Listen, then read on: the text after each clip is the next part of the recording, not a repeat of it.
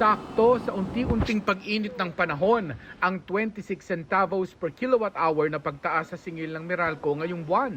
Para sa mga typical na customer na kumukonsumo ng 200 kilowatt hours kada buwan, katumbas po ito ng 53 pesos na dagdag sa kanilang kabuang bill. Tatlong fees na makikita sa ating electricity bill ang tumaas at nagresulta sa dagdag singil. Ang dahilan, natapos na po yung isang beses na regulatory reset fee adjustment last month. Gayon din po mas mataas yung transmission charge at yung feed-in tariff allowance.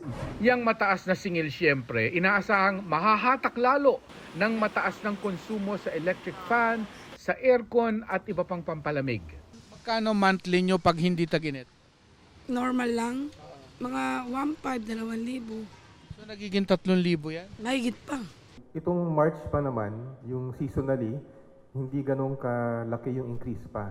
So talagang papalo yung consumption ng mga, lalo ng mga households, mga Abril.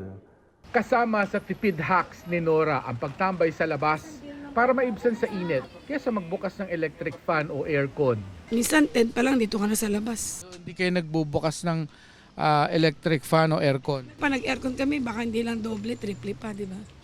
Sa pag-aaral ng Meralco, nasa 20% to 40% ang nadadagdag sa konsumo ng kanilang mga customer dahil sa mga appliance na pampalamig.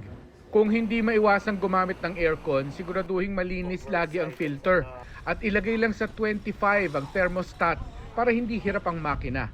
Sa ref naman, iwasan pirming bukas-sara at punuin lang ang ref ng hanggang 67% ng espasyo nito.